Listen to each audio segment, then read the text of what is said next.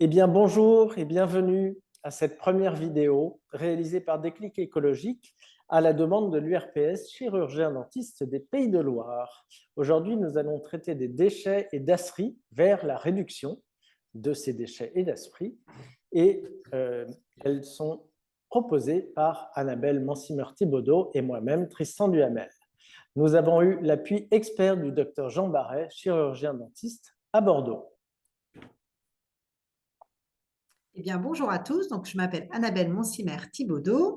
Je suis infirmière de formation initiale depuis 1995 et j'exerce aujourd'hui comme coordinatrice de 2 maisons de santé dans le Maine-et-Loire. Je suis par ailleurs consultante en transition écologique pour le secteur de la santé, fonction que j'exerce aux côtés de Tristan. Tout à fait.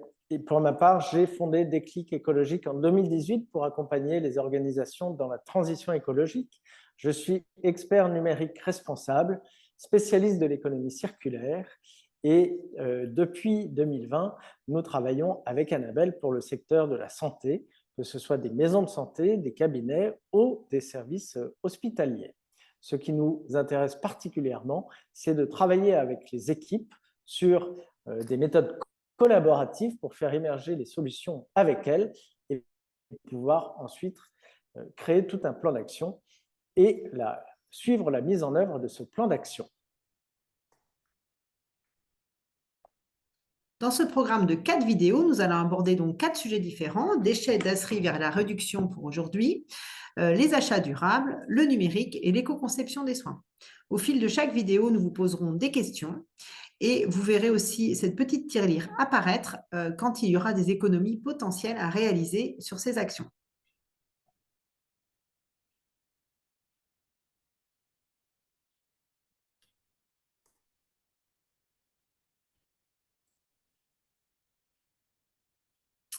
Alors pour commencer, un premier sujet intéressant à Ah, prendre en compte, la santé environnementale et le concept de One Health.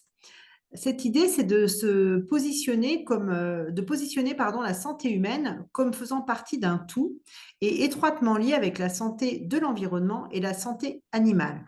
En effet, pendant une grande période, on a considéré la santé humaine toute seule, isolée. Aujourd'hui, le concept de One Health nous propose de prendre cette santé humaine au cœur d'un ensemble où s'entremêlent la santé de notre environnement et la santé animale et nous incite ainsi à prendre soin de ces 2 autres sphères pour que notre santé à nous ne soit pas trop impactée. Les déterminants de santé, c'est un concept aussi qui nous intéresse dans la santé environnementale puisqu'on va prendre en compte les différents déterminants qui vont impacter la santé. Sur les 2 petits personnages du haut, on voit que la part génétique qui va déterminer la santé impacte pour 20 dans l'état de santé général. Viennent ensuite pour 20 les soins qui vont être occasionnés pour ces patients, pour nous, enfin pour les êtres humains, en France en tout cas. Et puis pour 60%, les facteurs sociaux, environnementaux et comportementaux. Ce petit schéma nous donne à voir que finalement, la part des soins est assez réduite et que ce sont bien les facteurs extérieurs, environnementaux, sociaux et comportementaux qui vont déterminer la santé des patients. On retrouve cette analyse dans le cercle de dessous. Dans la partie jaune, on voit la partie qui est qui ne peut pas être bougée, l'âge, le sexe, les facteurs héréditaires pour lesquels personne n'a vraiment d'action. Dans le cercle du dessus, qui va aussi déterminer la santé, on voit les modes de vie individuels. Donc là, on va prendre en compte tout ce qui va être les consommations, par exemple, d'alcool, de tabac, le fait de faire une activité physique, par exemple. Le cercle du dessus va donner donner l'impact des réseaux sociaux et communautaires. Est-ce que la personne a des interactions sociales? Est-ce qu'elle est une personne au milieu d'un groupe social? En effet, on ne considère pas un humain tout seul isolé. Il a besoin de relations sociales pour être en bonne santé. Le cercle bleu va prendre, lui, en compte tous les facteurs qui vont en faire l'environnement du patient. Ses conditions de travail, est-ce qu'il a accès à un logement décent? Est-ce qu'il a accès, bien sûr, aux services de santé? Est-ce qu'il a accès à une alimentation saine et durable? Et puis, ce qui vient chapeauter le tout, qui vont encore déterminer la santé, eh bien, ce sont les conditions socio-économiques de vie des patients, culturelles et environnementales. Et on retrouve là l'état de santé de l'environnement du patient qui va impacter directement sa santé et qui va être déterminante. Donc, la santé environnementale est un concept à prendre en compte pour les professionnels de santé parce que nous sommes quand même des ambassadeurs de la bonne santé, à la fois par nos mobilisations en termes de prévention. Chaque professionnel de santé, quel que soit son métier, va être un acteur de prévention. Il va être aussi un acteur de la santé par les soins qu'il dispense, bien sûr, et par les conseils en santé qu'il peut donner à ses patients. À la fois, donc, les professionnels sont des émetteurs de santé, mais leur activité de soins, elle, va être émettrice de dégradation de l'environnement. En effet, on va avoir un impact, quel que soit le métier du professionnel de santé, sur notre environnement. Pour le cabinet dentaire, on a choisi de vous parler sur cette vidéo de l'impact environnemental des produits d'entretien, des déchets et dasseries, des dispositifs médicaux, et puis des emballages, de tout ce qu'on reçoit comme différents colis dans un cabinet. Alors, une première question, à votre avis, que deviennent nos déchets résiduels en France? Qu'est-ce qu'on en fait une fois qu'ils sortent de nos poubelles? Ou qu'on sort nos poubelles plutôt? Alors, vous avez 5 secondes pour réfléchir dans votre tête et vous faire un avis. Que fait-on de nos déchets résiduels en France?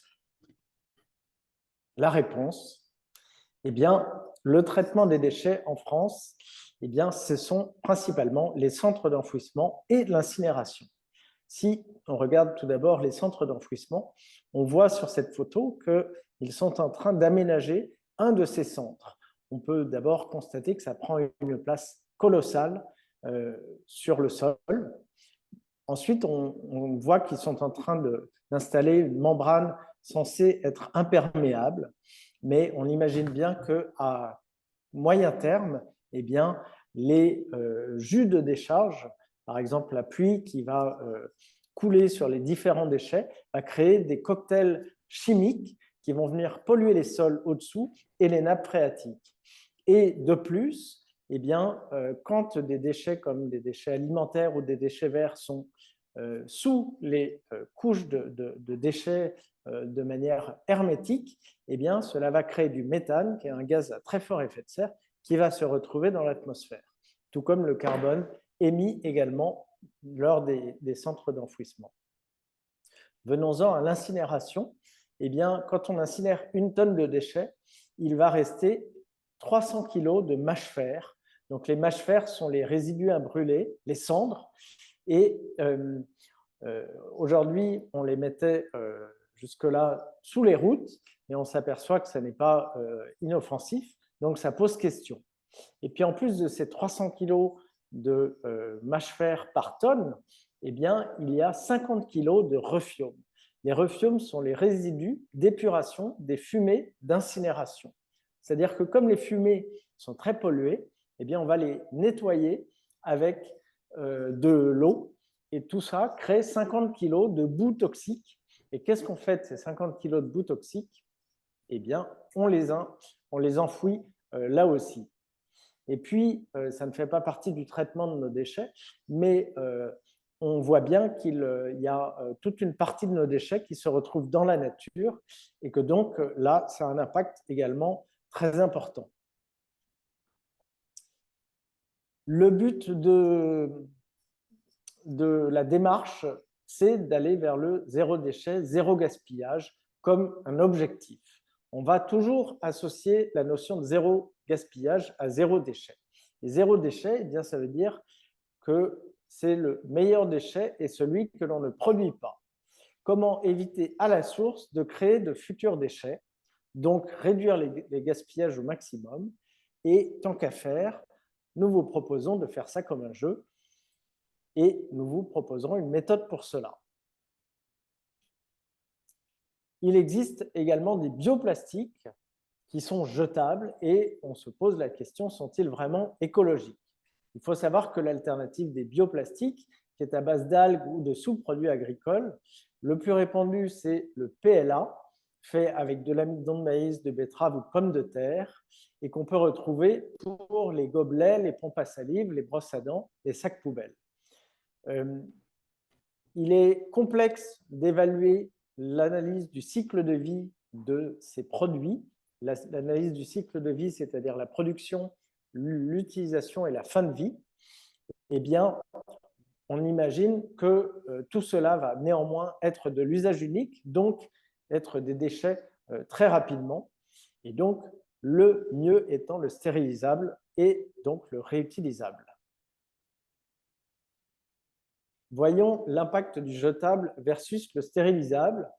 Et pour ça, il faut savoir que 160 millions de pompes à salive, de bavoirs, de protection, de plateaux jetables sont jetés par les cabinets dentaires en France par an. Cela provoque des déchets considérables, une empreinte carbone majeure. Ce jetable est composé principalement de polyéthylène et sachez que pour fabriquer 1 kg de PET, il faut 1,9 kg de pétrole et des centaines d'années pour qu'il se décompose dans la nature. Voyons maintenant en termes d'impact carbone la différence entre un kit d'examen dentaire réutilisable et un kit jetable. Là, nous parlons d'impact annuel. Eh bien, le jetable va émettre 999 kg de CO2 et le réutilisable 310 kg de CO2. Donc, on voit que le réutilisable est 3 fois moins impactant que le jetable. Alors, pour réduire nos déchets, on va aussi pouvoir optimiser le tri. Mieux on va trier, plus on va réduire les déchets qui seront enfouis notamment ou incinérés. Donc, pour bien trier, il faut surtout éviter les erreurs de tri, y compris pour les déchets spécifiques. On va trier au maximum et on va essayer de réduire les dasseries. On va récupérer aussi les fraises, les inserts et tous les déchets métalliques. Toutes les poubelles qui sont représentées là peuvent être retrouvées dans un cabinet dentaire. Donc, on a les poubelles jaunes pour tout ce qui est recyclable, comme à la maison, tous les emballages. Le papier qui peut parfois être trié séparément et valorisé mieux ainsi. Les ordures ménagères, donc on va essayer de réduire au minimum. Les dasseries qu'on va aussi pouvoir réduire, on va y revenir tout à l'heure. Et puis Cyclamed, c'est le circuit que vous connaissez pour les médicaments non utilisés ou périmés. Vous pouvez ramener directement en officine ces médicaments. Et puis, on va voir les tris spécifiques avec tous les déchets type amalgame qui peuvent être récupérés, couronne dentaire. L'incinération des dasseries. Donc, l'incinération des dasseries est-elle aussi impactante, à votre avis, que celle des ordures ménagères? Ou l'est-elle 2 fois plus, 3 fois plus ou 4 fois plus? Vous avez quelques Lance secondes. le chrono. Allez, c'est parti. 5.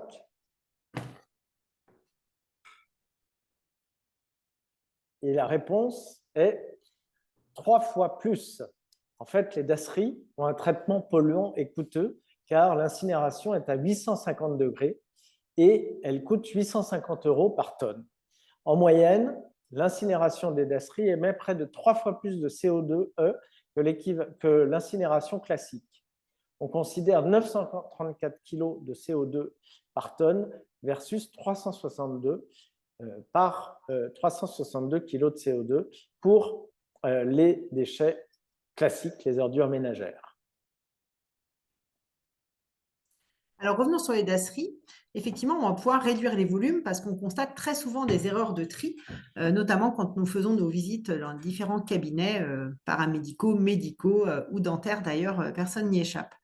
Donc, la loi dit que les dasseries, ce sont les OPTC, les objets piquants, coupants ou tranchants. Les fragments humains non aisément identifiables. Et les dasseries peuvent être aussi des déchets infectieux exceptionnels, c'est-à-dire quand le patient est atteint d'une maladie infectieuse, il y en a 34, dont le chikungunya par exemple. On parle aussi de dasseries lorsque le patient a des pathologies infectieuses à déclaration, typiquement Ebola, donc pas des pathologies qu'on croise tous les jours.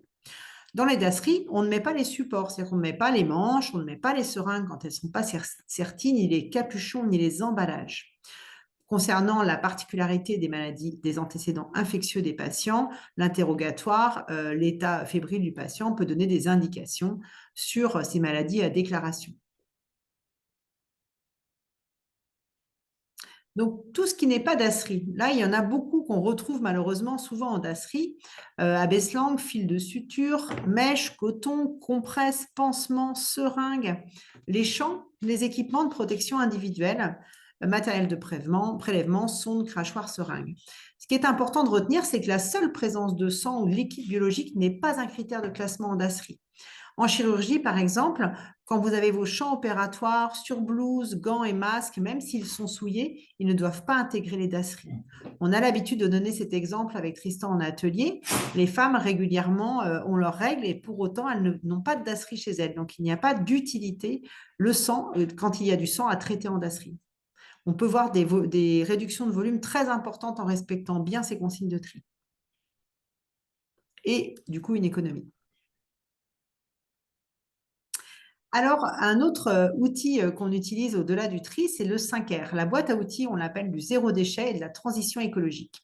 Cette boîte à outils, finalement plutôt intellectuelle, elle est composée de 5 verbes qui commencent par R, qu'on va vous laisser chercher, qui permettent de réduire, on va dire, son empreinte. Alors, 5 verbes pour 5 secondes. C'est ça. 1 seconde par verbe.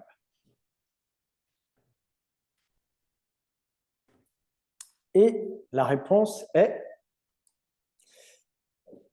refuser, réduire, réutiliser, recycler et rendre à la terre. Eh bien, on va commencer par rendre à la terre. Il s'agit de tout ce qui peut revenir à la terre, comme par exemple tout ce qui peut être composté pour les déchets alimentaires ou les déchets verts, ce qui va au cabinet dentaire être le cas peut-être pour vos repas, voire un extérieur si vous avez une partie extérieure avec du jardin par exemple. Et puis on va prendre les 4 premiers dans cet ordre: refuser, réduire, réutiliser, recycler, en pyramide inversée. Et tout d'abord, refuser. Eh bien, refuser, on va refuser l'usage unique, l'emballage, un produit polluant par exemple. On va réduire, eh bien, on va réduire les achats, le jetable, les quantités, les dasseries, les contrats de collecte. Et puis, on va réutiliser.